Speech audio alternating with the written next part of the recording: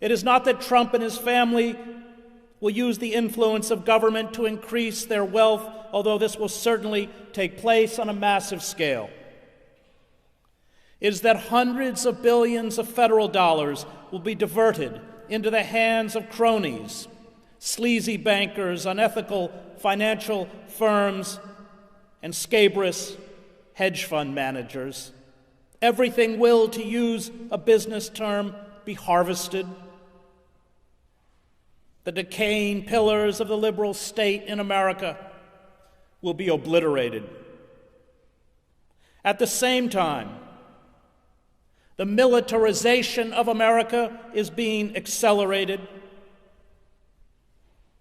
The defense budget will be increased by 10%, or $54 billion, although the United States already spends more than the defense budgets of the next 7 countries combined. The paramilitary forces of Immigration and Customs Enforcement, which will soon hire 10,000 more agents, and the Border Patrol, which will hire 5,000 more agents, along with Homeland Security, have all deputized local and state police to function as their auxiliaries. They will be flooded with cast-off military-issue equipment. These paramilitary forces will not disband once they have finished terrorizing and deporting some of the 11 million undocumented workers in the United States. They will turn on their next victims, Muslims, African Americans, Asians, dissidents. This militarization of society is designed to carry out the race war that Trump and those around him see as inevitable at home and abroad. In poor communities of color, this race war has already begun. Racial profiling, random police stops, raids at homes and businesses, people of color pulled from vehicles at checkpoints, seizures of individuals with no criminal records or who never committed a serious crime, imprisonment without trial, expedited deportation hearings, and removal proceedings that violate the most basic human rights. The arrest of a beneficiary of the Deferred Action for Childhood Arrivals, or DACA program, Daniel Ramirez Medina, 23, who, along with the program's other 750,000 successful applicants, had revealed all personal history to the government in applying for DACA status. Parents separated, perhaps forever, from their children. The hunted going underground. The end of the rule of law. The abandonment of the common good. The obliteration of a social state in which institutions and assistance programs, from public education to Social Security and welfare, make justice, equality, and dignity possible. White Europeans who are undocumented are not being targeted. The executive orders of Trump are directed against people of color. They begin from the premise that white Americans are the true victims of neoliberalism, deindustrialization, and falling living standards. The Trump orders are written not to make America great again, but to make America white. Hello guys, now welcome back again to our channel. And Chris Hedge is an author and a former war correspondent who spent nearly 20 years reporting from some of the most dangerous conflict zones in the world for the New York Times, NPR, and other major outlets. And he's also known for his fearless critique of power. And the better part of Hedge's life is spent exposing the moral and political decay of American institutions, the consequences of capitalism, and the rise of authoritarianism.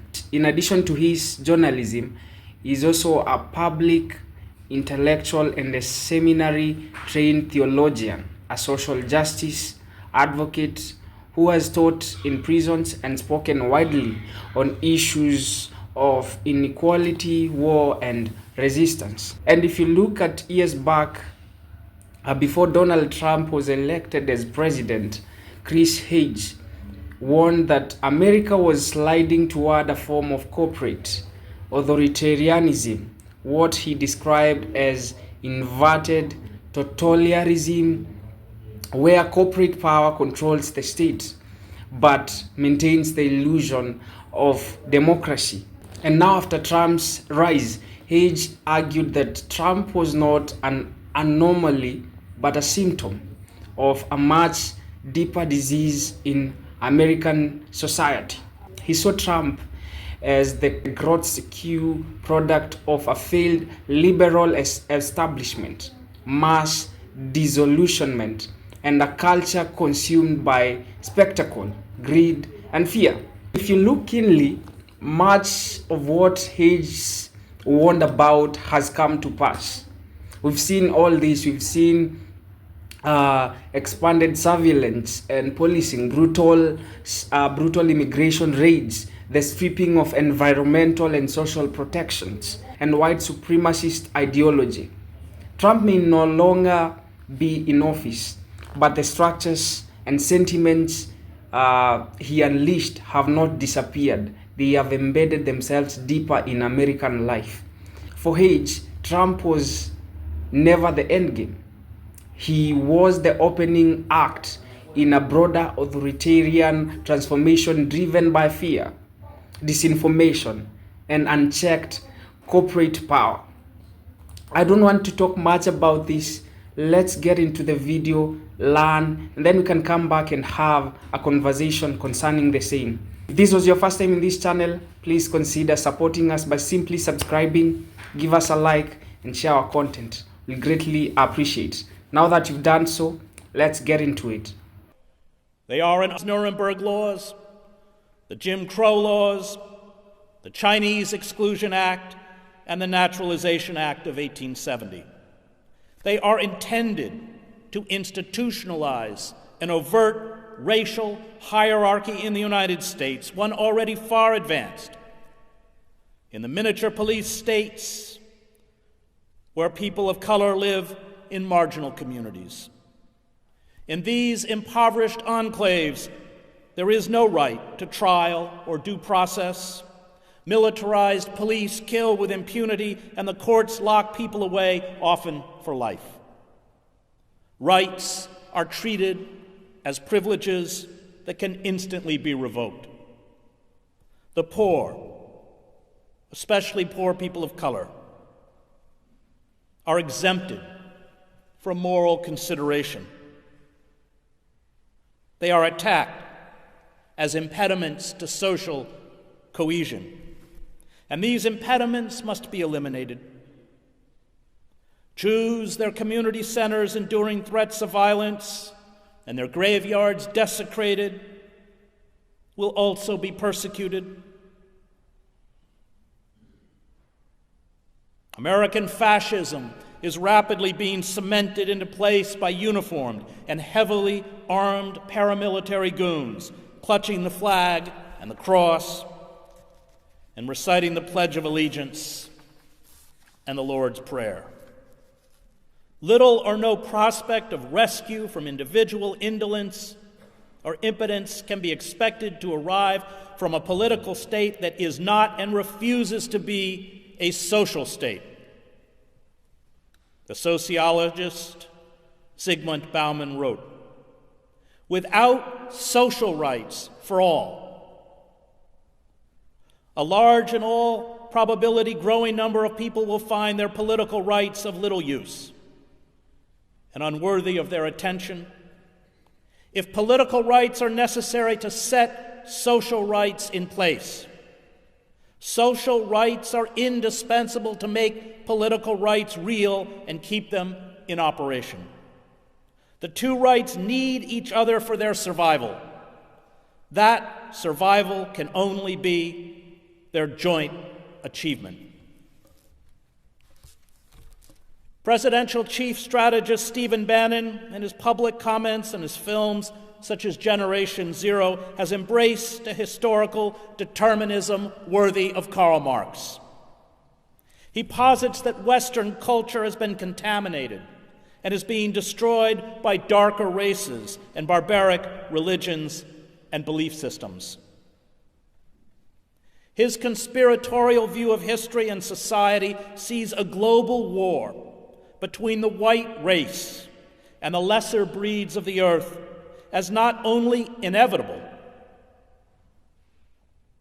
but one that will reinvigorate and purify America.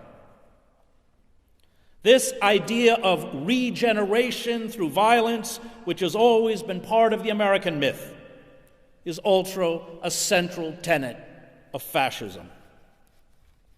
Racists and conspiracy theorists such as Bannon, Michael Anton, Stephen Miller, Sebastian Gorka constitute Trump's ideological brain trust.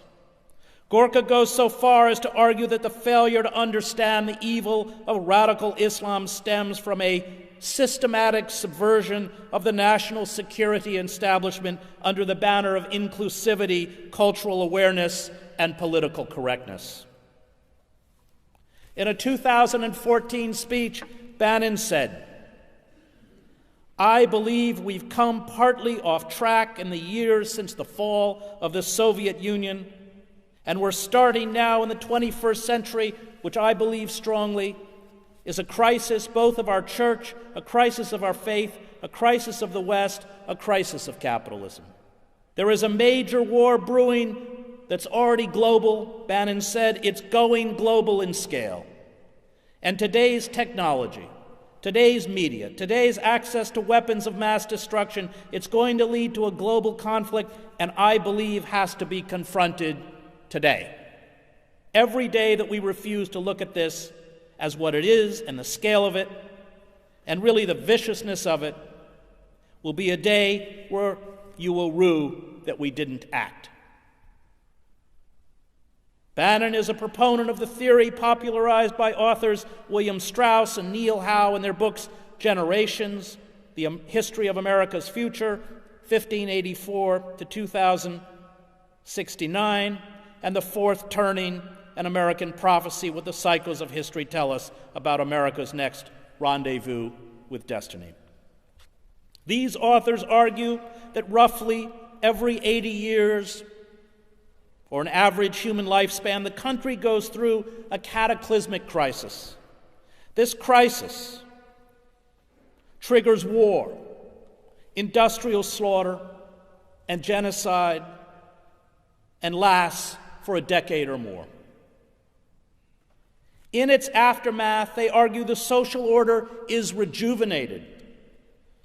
Strauss and Howe highlight the American Revolution of 1775 to 1783, the Civil War, the Great Depression, and World War II as examples of how the cycle works. Pseudo-intellectuals such as Strauss and Howe play the role that Paul de Lagarde, Julius Langbaum, Arthur Moeller, von den Broek, and Alfred Rosenberg played for the Nazi Party.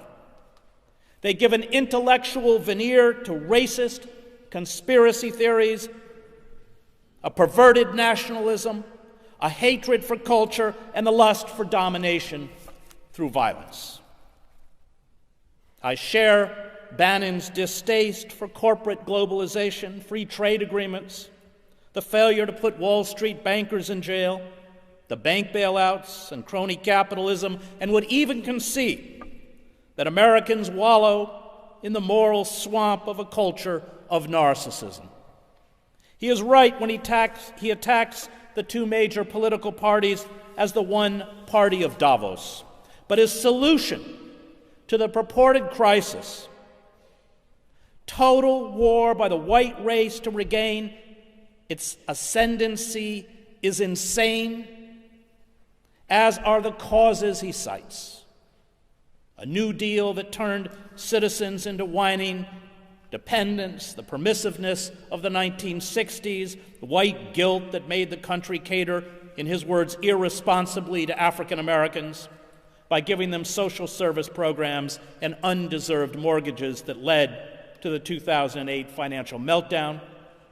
An intellectual and liberal class composed essentially of traitors who hate America and, quote unquote, the new barbarity of jihadist Islamic fascism. Racism, misogyny, the inherent cruelty of capitalism and the crimes of empire, from Wounded Knee to Vietnam and Iraq, simply do not exist in Bannon's mystical nationalist worldview.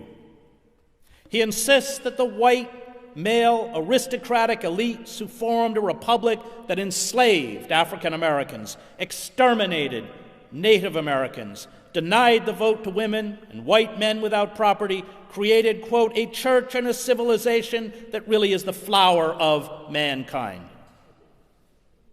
And this is the myth he wants to recover. Now, it may be that the deep state, the shadowy world of the security and surveillance bureaucracy, the arms industry, Wall Street, Silicon Valley, and corporations that actually rule the country, disturbed by Trump's impulsivity, irrationality, and incompetence, will move to replace him. This was certainly the idea when the organs of internal security used a wiretap to discredit and remove Michael Flynn, and it is what is happening now with the leaks about the Attorney General's 2 meetings with the Russian ambassador. But the ascendancy to the White House of Michael Pence, a more polished and disciplined politician who will advance the agenda of the Christian right, will not make things better, and indeed, they may make things worse. Those being placed now into power are agents of destruction. Betsy DeVos is moving to defund our system of public education and use government vouchers to expand corporate charter school chains and those run by the Christian right. Scott Pruitt is dismantling the Environmental Protection Agency. He has already called for a 25% reduction in the EPA's budget, the elimination of 3,000 jobs, and the slashing of numerous programs, including a 70% cut to its climate protection program that oversees cutting emissions of greenhouse gases. Bannon was the dark hand behind the ban on Muslims entering the United States from 7 Muslim-majority countries, a ban you can expect to see extended if the Trump administration is successful in removing a stay issued by a district court or issuing a new executive order. Bannon was behind the order to the Department of Homeland Security to draw up lists of Muslim organizations and individuals in the United States that, in the language of that executive order, have, quote-unquote, been radicalized and provided material support to terrorism-related organizations in countries that pose a threat to the United States. Such lists will be used to criminalize Muslim leaders and the institutions and organizations they built. Then, once Muslims are dealt with, there will be new Homeland Security lists that will allow the government to target the press, activists, labor leaders, dissident intellectuals, and the left. Lenin wanted to destroy the state, and that's my goal too, Bannon told the writer Ronald Radash in 2013. I want to bring everything crashing down and destroy all of today's establishment. This culture of destruction was launched 4 decades ago by corporate forces. The corporate elites, terrified by the mobilization of the left in the 1960s, by what the political scientist Samuel Huntington called America's excess of democracy, built and funded counter-institutions to delegitimize and marginalize critics of corporate capitalism and imperialism. They bought the allegiances of the 2 main political parties, They imposed obedience to the neoliberal ideology within academia and the press. This campaign, laid out by Lewis Powell in his 1971 memorandum titled Attack on American Free Enterprise System, was the blueprint for the creeping corporate coup d'etat that 45 years later is largely complete. The dismantling of democratic institutions, places where the citizen has agency and a voice, is far graver than the ascendancy to the White House of the demagogue Trump. The coup destroyed our two-party system. Labor unions are a spent force. The press is corporatized. Universities have been purged of dissidents and independent scholars who criticize neoliberalism and decry the decay of democratic institutions. Public broadcasting and the arts, places where voices not beholden to corporate power should find a sanctuary, have been defunded and forced to beg for corporate money, which of course comes with corporate censorship. And it is expected that what little money the government gives to public broadcasting and organizations such as the National Endowment for the Arts will soon be eliminated under Trump. The courts have been stacked with judges whose legal careers were spent serving corporate power, a trend in appointments that continued under Barack Obama. Money has replaced the vote, which is how someone as unqualified as DeVos can buy herself a cabinet seat. And the Democratic Party, rather than sever its ties to Wall Street and corporations, is naively waiting in the wings to profit from a Trump debacle. This coup destroyed more than our democratic institutions. It destroyed the very credibility of liberal democracy.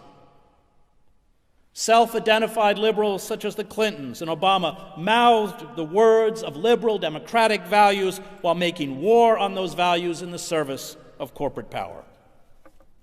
And the revolt we see rippling across the United States and much of the globe is a revolt not only against a corporate system that has betrayed workers, but also, for many, the ideas and values espoused by a bankrupt liberal class. This is very dangerous. The discrediting of liberal democracy will allow the radical right to cement into place in America and much of Europe and other parts of the globe a form of fascism. Presidential advisor Stephen Miller, an ardent white supremacist, in an interview on Face the Nation on CBS, was quite blunt about what to expect.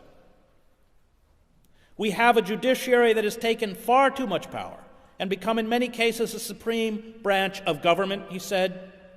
Our opponents, the media, and the whole world will soon see, as we begin to take further actions, that the powers of the president to protect our country are very substantial and will not be questioned.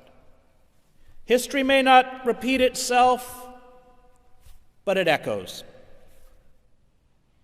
The framers of the Constitution, steeped in the rise of empire and death of democracy in ancient Greece and Rome, attempted to provide checks and balances to keep the American republic from falling like their ancient counterparts into oligarchy and tyranny. This knowledge of the past, dismissed as frivolous by our consumer culture and business elites, allows us to recognize the familiar warning signs on the road to tyranny. If we studied the collapse of ancient Greece, Rome, the Weimar Republic, or even the former Yugoslavia, we would be far more alert to the current march towards despotism. Thucydides, who wrote that the tyranny Athens imposed on others, it finally imposed on itself, is a far better guide to our future than Milton Friedman or Ayn Rand. The historian Fritz Stern, in The Politics of Cultural Despair, his book on the rise of fascism in Germany, warned repeatedly of the danger of a bankrupt liberalism. Stern, who saw the same dark, irrational forces at work today that he watched as a boy in Nazi Germany, argued that the spiritually and politically alienated are the prime recruits for a politics centered around cultural hatreds and personal resentments. And Stern told me that in Germany, there was a yearning for fascism before the word fascism was invented. They attacked liberalism, Stern wrote of the fascists emerging at that time in Germany, because it seemed to them the principal premise of modern society. Everything they dreaded seemed to spring from it. The bourgeois life, Manchesterism, which is laissez-faire capitalism, materialism, Parliament and the parties, the lack of political leadership, even more, they sense in liberalism the source of all their inner sufferings. Theirs was a resentment of loneliness. Their one desire was for a new faith, a new community of believers, a world with fixed standards and no doubts, a new national religion that would bind all Germans together. All this liberalism denied, hence they hated liberalism, blamed it for making outcasts of them, for uprooting them from their imaginary past and from their faith. It turns out 45 years later that those who truly hate us for our freedoms are not the array of dehumanized enemies cooked up by the war machine, the Vietnamese, the Cambodians, Afghanis, Iraqis, Iranians, or even the Taliban, Al-Qaeda, or ISIS. They are the financiers, bankers, politicians, public intellectuals and pundits, lawyers, journalists and business people, many cultivated in elite universities and business schools, who served, as Matt Taibbi says, as the guardians of the orthodoxy of neoliberalism and empire.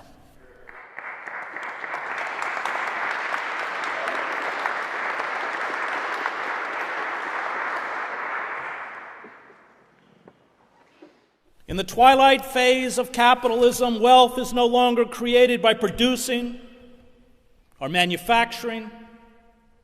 It is created by manipulating the prices of stocks and commodities and imposing a crippling debt peonage on the public. Our casino capitalism has merged with the actual gambling industry. This is an economic model designed to prey on the desperate. Young men and women burdened by student loans, underpaid workers crushed by credit card debt and mortgages, bankrupt towns and cities forced to borrow to maintain municipal services and sell off municipal assets, from sewers and water treatment plants to their parking authority to corporations. Casino magnates such as Sheldon Adelson, who has advocated attacking Iran with nuclear weapons, and hedge fund managers such as Paul Singer, who buys distressed or defaulted bonds at pennies on the dollar and then sues for full repayment, which is how he trashed the Argentine economy, and Robert Mercer, add nothing of value to society. They do not generate money, but instead redistribute it upwards to the 1%. They use lobbyists and campaign contributions to rewrite laws and regulations and build monopolies. And this is how the drug company Mylan in the United States raised the price of an EpiPen used to treat allergy reactions from $57 in 2007 to $500. They have given themselves the legal power to carry out a tax boycott, loot the treasury, close factories, send jobs overseas, and gut social service programs. These corporate mandarins are, if we speak in the language of God and country, traitors. They are parasites. Financial speculation in 17th century England was a crime. Speculators were hanged. The heads of most of today's banks and hedge fund managers and the executives of large corporations such as Walmart and Gap that run sweatshop death traps for impoverished workers overseas deserve prison far more than most of the poor students of color I teach within the prison system, people who never had a fair trial or a fair chance in life. When a tiny cabal seizes power, monarchist, communist, fascist, or corporate, it creates a mafia economy and a mafia state. Trump is not an anomaly. He is the grotesque visage of our collapsed democracy. Trump and his coterie of billionaires, generals, half-wits, Christian fascists, criminals, racists, and deviants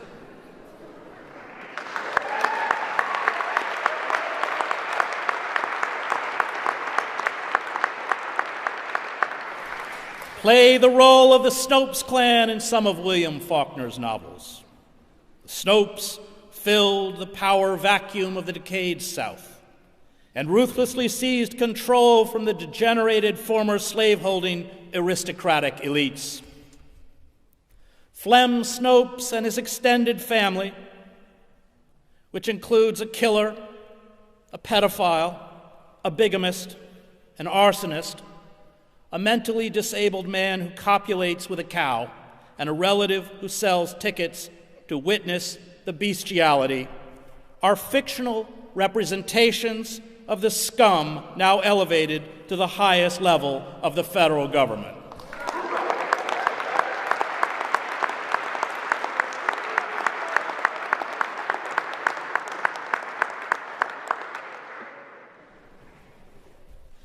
The usual reference to amorality, while accurate, is not sufficiently distinctive and by itself does not allow us to place them as they should be placed in a historical moment. The critic Irving Howe wrote of the Snopeses. Perhaps the most important thing to be said is that they are what comes afterwards, the creatures that emerge from the devastation with the slime still upon their lips. Let a world collapse in the South or Russia, and there appear figures of coarse ambition, driving their way up from beneath the social bottom, men to whom moral claims are not so much absurd as incomprehensible, sons of bushwhackers and musics drifting in from nowhere and taking over through the sheer outrageousness of their monolithic force, Howe wrote. They become presidents of local banks and chairmen of party regional committees, and later, a trifle slicked up, they muscle their way into Congress or the Politburo. Scavengers without inhibition. They need not believe in the crumbling official code of their society. They need only learn to mimic its sounds. Trump and those around him believe in one truth, which is whatever they proclaim at the moment, although any such declaration may contradict what they said a few hours before. They are possessed by one idea: conflict. They sanctify violence, misogyny, a disdain for empathy, and the self-appointed right to engage in bouts of frenzied rage. These characteristics, they insist, are a sign of strength and virility. Their highest aesthetic is militarism, violence, and war. Without conflict, without enemies real or imagined, their ideological structures and their racism collapse into a heap of contradictions and absurdities. Christian fascists are now the vanguard of this emerging American fascism. They ferret out facts and formulas that buttress their peculiar worldview and discard truths that contradict their messianic delusions. They mouth a few biblical cliches to justify bigotry, misogyny, homophobia, chauvinism, and repression. It is propaganda masquerading as ideology. These Christian fascists are singularly incurious. They are linguistically, culturally, and historically illiterate about the Muslim world and about most other foreign cultures, science, and intellectual pursuits. Yet they blindly write off 1/5 of the world's population, Muslims, as irredeemable, while they dismiss climate change as a hoax. The inability of white supremacists and Christian fascists to recognize the humanity of others springs from their spiritual and intellectual impoverishment. They mistake their bigotry for honesty. They mistake their ignorance for innocence. They cannot separate fantasy from reality. And such people are, as James Baldwin said, moral monsters. Evil for them is embodied in the dehumanized other. And once the human personification of evil is eradicated, evil itself is supposed to disappear. Except, of course, that as soon as one group of human beings is annihilated, another human embodiment of evil rises to take its place. The Nazis began with the Jews. Our fanatics are beginning with the undocumented and Muslims, and history has shown where they will go from here. The nationalist is by definition an ignoramus, the Yugoslav writer Danilo Kish wrote. Nationalism is the line of least resistance, the easy way. The nationalist is untroubled. He knows or thinks he knows what his values are. That's to say, national. That's to say, the values of the nation he belongs to, ethical and political. He is not interested in others. They are no concern of his. Hell, it's other people, other nations, another tribe. They don't even need investigating. The nationalist sees other people in his own image as nationalists. Like all utopians, these people believe that their agenda is being implemented for our benefit. They are like Cardinal Robert Bellarmine, who oversaw the burning of Giordano Bruni at the stake and who argued that eradicating heretics does them a favor because it saves them from their own damnation. It is impossible to have a rational dialogue with people who view reality through the binary lens of black and white, us and them. They do not recognize the right of dissent. Dissent is at best obstruction and probably treason. Fanatics in power always become inquisitors. Trump has no coherent belief system or coherent ideology, but his ideological vacuum is being filled by the Christian right. What comes next, history has shown, will not be pleasant. A corrupt and inept ruling elite, backed by the organs of state security and law enforcement, will transform workers into serfs. The most benign dissent will be criminalized. The ravaging of the ecosystem will propel us ever closer towards extinction. Hate talk will, as stagnation and decay continue, call for attacks against Muslims, undocumented workers, African Americans, feminists, intellectuals, artists, dissidents, all of whom will be scapegoated for the country's decline. Magical thinking will dominate our airwaves and be taught in our public schools. Art and culture will be degraded to nationalist kitsch. All the cultural and intellectual disciplines that allow us to view the world from the perspective of the other, that foster empathy, understanding, and compassion, will be replaced by a grotesque and cruel hyper-masculinity and hyper-militarism. Reality, any discourse based on verifiable fact and truth, are under assault.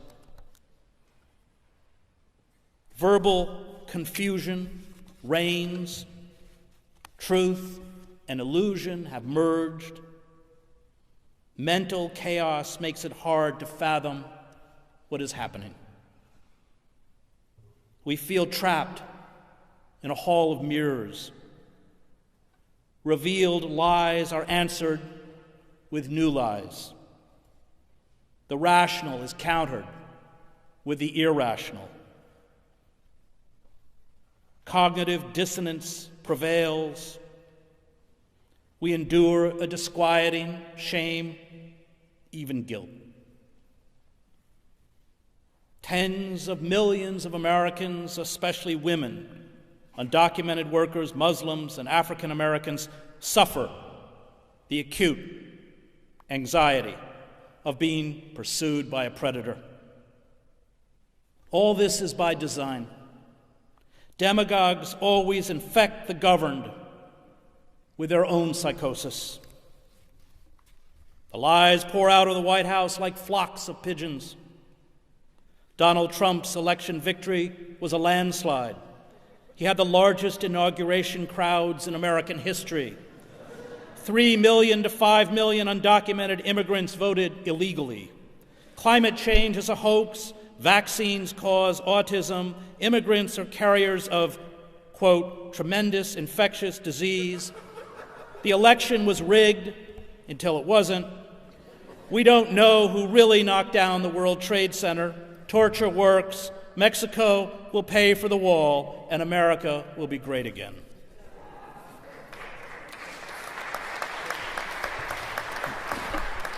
Trump, a 70-year-old man with orange-tinted skin and hair that Penn Jillette has likened to cotton candy made of piss, is, as Trump often reminds us, quote, very good looking. He does not read. He knows little of history, politics, law, philosophy, art, or governance, but insists, quote, my IQ is one of the highest, and you all know it. Please don't feel so stupid or insecure. It's not your fault. He goes on to say of the mediocrities he has installed in his cabinet that, quote, they have by far the highest IQ of any cabinet ever assembled. It is an avalanche of absurdities. And this mendacity would be easier to repulse if the problem was solely embodied in Trump. But even in the face of a rising despotism, the Democratic Party and the liberal class refuses to denounce the corporate forces that eviscerated our democracy, impoverished the country, and created Trump. The neoliberal Trump demonizes Muslims, undocumented workers, and the media. The neoliberal Democratic Party demonized Vladimir Putin and FBI Director James Comey. No one challenges corporate power. The warring elites pit alternative facts against alternative facts. All engage in demagoguery. And we will, I fear, be condemned to despotism by Trump and by the cowardice and dishonesty of the liberal class.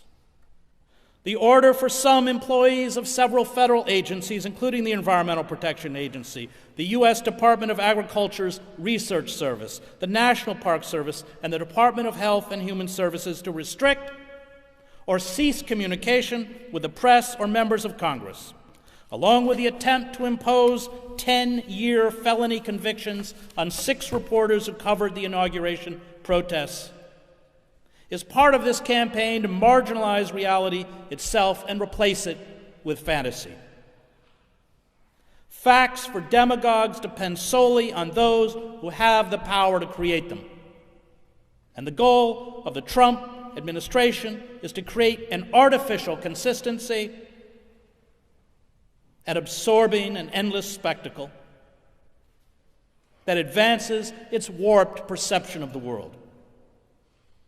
It must, as it has day after day, dominate our lives as it reconfigures reality.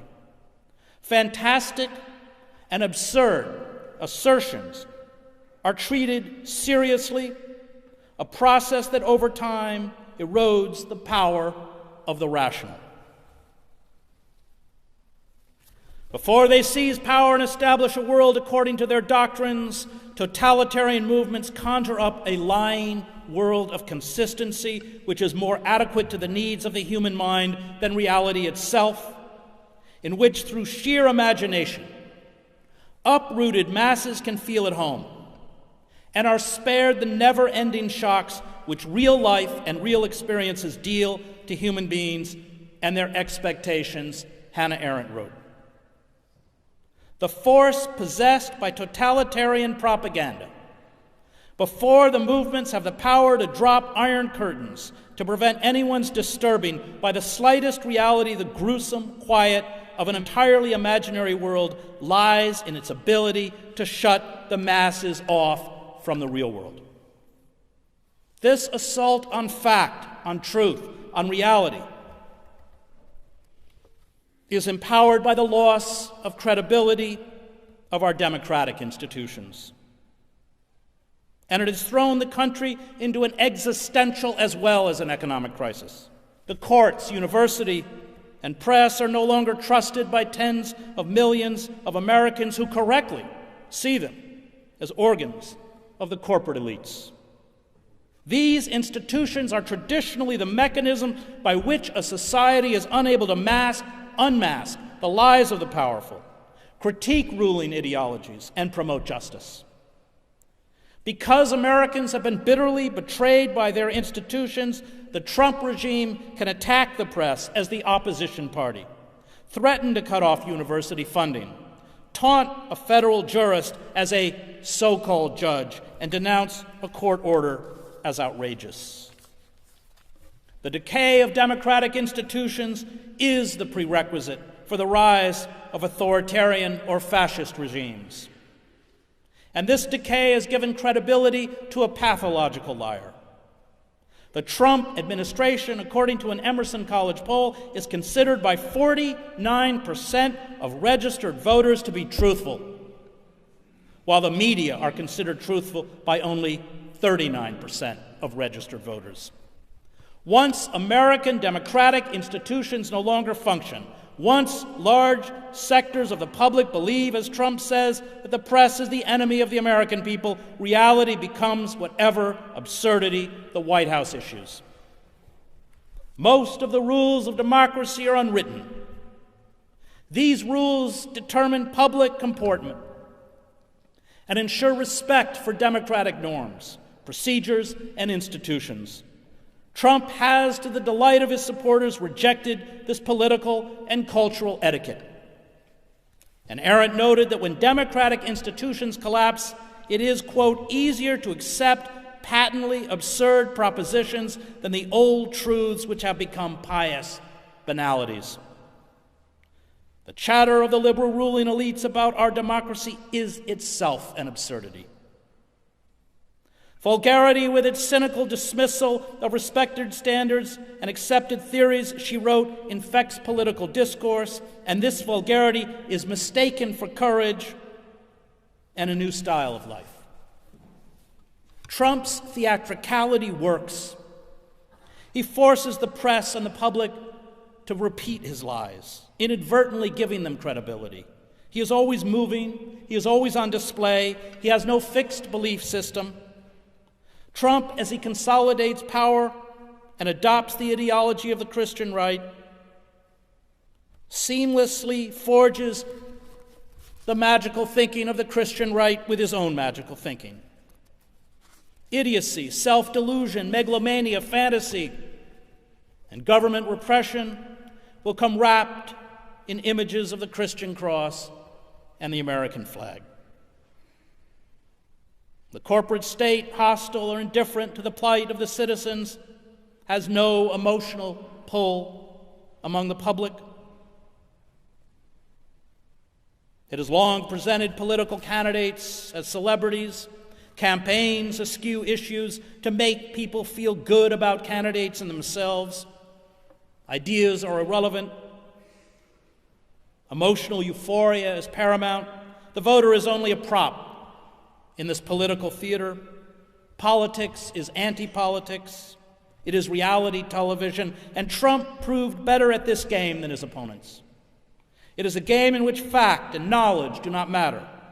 Politicians, like celebrities, are manufactured personalities.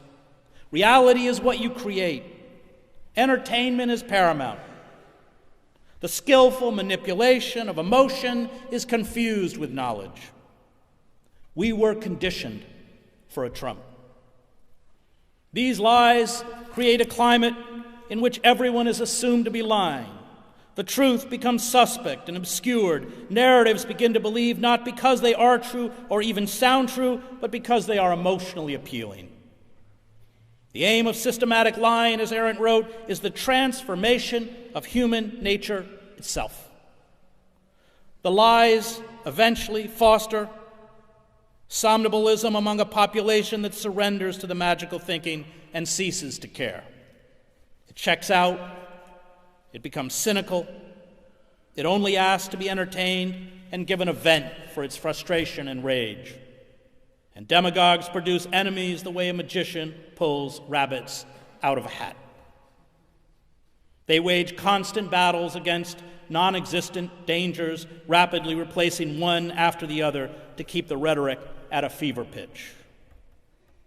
Practically speaking, the totalitarian ruler proceeds like a man who persistently insults another man until everybody knows that the latter is his enemy, so that he can, with some plausibility, go out and kill him in self-defense, Arendt wrote. This certainly is a little crude, but it works, as everybody will know who has watched how certain successful careerists eliminate competitors. To recover our mental balance, we must respond to Trump the way victims of trauma respond to abuse. We must build communities where we can find understanding and solidarity. And we must allow ourselves to mourn. We must name the psychosis that afflicts us. We must carry out acts of civil disobedience and steadfast defiance to re-empower others and ourselves. We must fend off the madness and engage in dialogues based on truth, literacy, empathy, and reality. We must invest more time in activities such as finding solace in nature or focusing on music, theater, literature, art, even worship. Activities that hold the capacity for renewal and transcendence. This is the only way we will remain psychologically whole. Building an outer shell or attempting to hide will exacerbate our psychological distress and depression. We cannot, as the Democratic Party appears to be doing, hope that the 2018 or 2020 elections will solve our dilemma.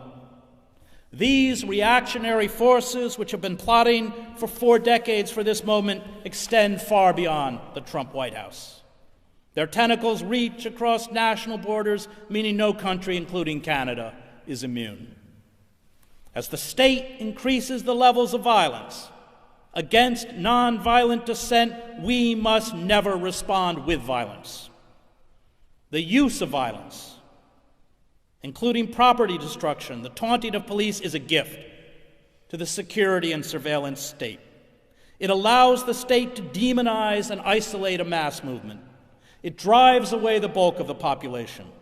Violence against the state is used by the authorities to justify greater forms of control and repression.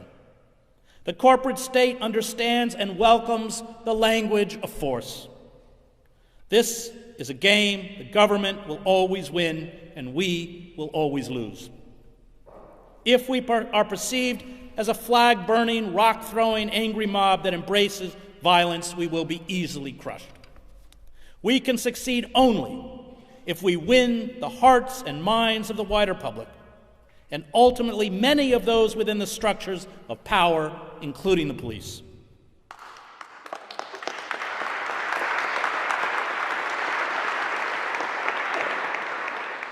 When violence is used against non-violent protesters demanding basic forms of justice, it exposes the weakness of the state. It delegitimizes those in power. It prompts a passive population to respond with active support for the protesters. It creates internal divisions within the structures of power that, as I witnessed in the revolutions in Eastern Europe, paralyze and defeat those in authority. Martin Luther King Jr. held marches in Birmingham, Alabama, rather than Albany, Georgia, because he knew Birmingham Public Safety Commissioner Bull Connor would overreact and expose the city's racist structures.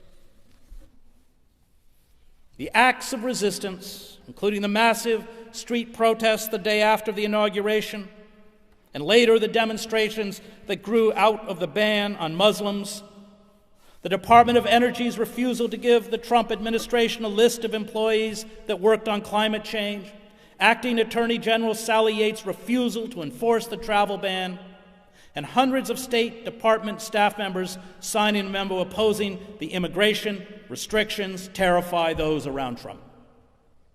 We have the power to make any country ungovernable, but we do not have much time. Corporate power is global. It will make it harder and harder to organize, to get into the streets, to carry out nationwide strikes, including within the federal bureaucracy. And this resistance must also be accompanied by an alternative vision of a socialist, anti-capitalist society, because the enemy in the end is not Trump or Bannon. It is corporate power, and if we do not dismantle corporate power, we will never stop fascism's seduction of the white working class and unemployed. Now is the time not to cooperate. Now is the time to shut down the systems of power. Now is the time to resist. It is our last chance. The fanatics are moving with lightning speed. So should we. Hope comes from the numerous protests that have been mounted in the streets, at town halls, led by First Nations people, held by members of Congress. Hello guys, now welcome back again. And hearing these words from him as a black person, even though from a different continent, doesn't fill me with shock. It fills me with recognition, because we've all seen this playbook before. The use of state power to line the pockets of the powerful while unleashing violence on the vulnerable is a cycle you know too well. What's being described in this video isn't just corruption. It's consolidation of brutal, racialized order where profit and control are prioritized over justice and humanity. So that's not new to us. It's never new to black people. That's never new to black people. That's an old American tradition, repackaged in Trump's name and brand. And most terrifying part isn't just that this regime rewards greed and punishes the poor. It's that it does so with open disdain for black and brown bodies. The militarization of law enforcement, the expansion of ICE and Border Patrol, and the deputizing of local police all signal something bigger than immigration enforcement.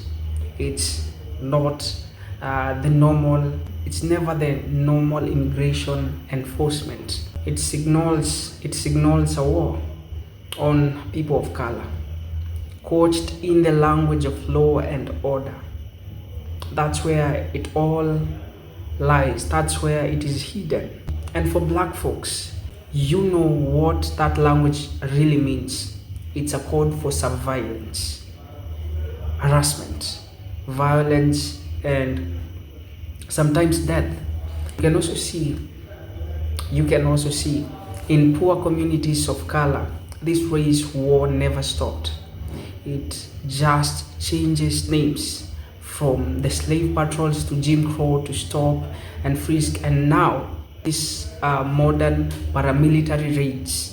The system has always found ways to criminalize the existence of black. And when the government says it's about national security, you know what comes next.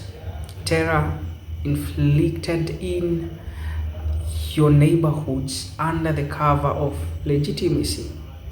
The darker raids, the separation of families, the unchecked power given to armed agents.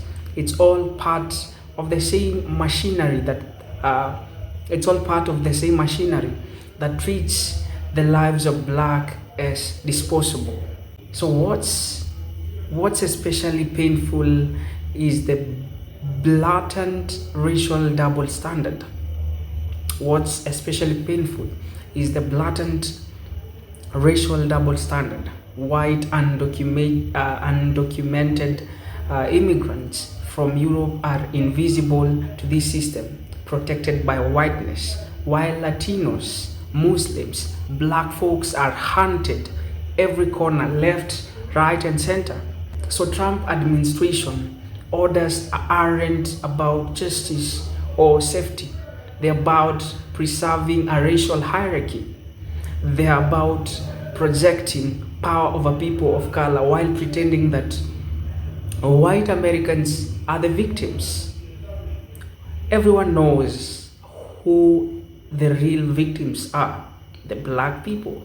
So that's the lie they've chosen to build their politics. That's the lie that they've chosen to build their politics around. And black people, I know this. I know that you are the ones forced to survive the consequences. And while all this unfolds, the safety nets that once held some measures of hope for poor and working class people, public education, welfare, healthcare, social security, are being gutted. They are being dismantled, with billions are funneled into the hands of the wealthy.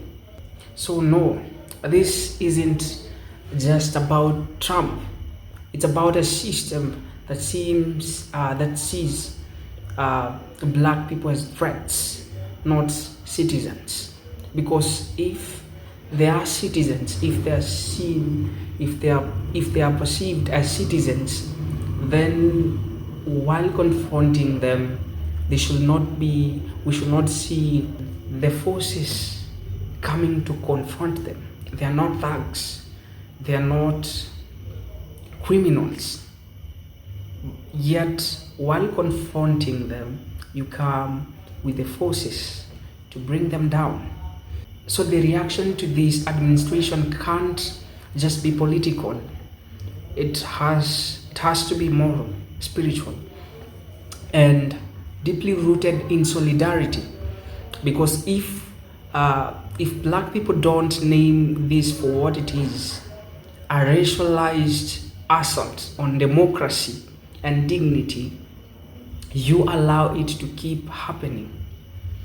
And for those of you who've always been the canaries in the coal mine, you're not surprised. You are just waiting for the rest of the country to catch up and stand up. Now, this marks the end of this session, and please consider supporting us by simply subscribing to our channel. Give us a like, share our content. We'll greatly appreciate. Keep on supporting every fellow black. Remember one thing, that we are strong together, and alone we are weakened. So let's keep on supporting each other. I hope to see you in the next video. This marks the end of this session. Goodbye.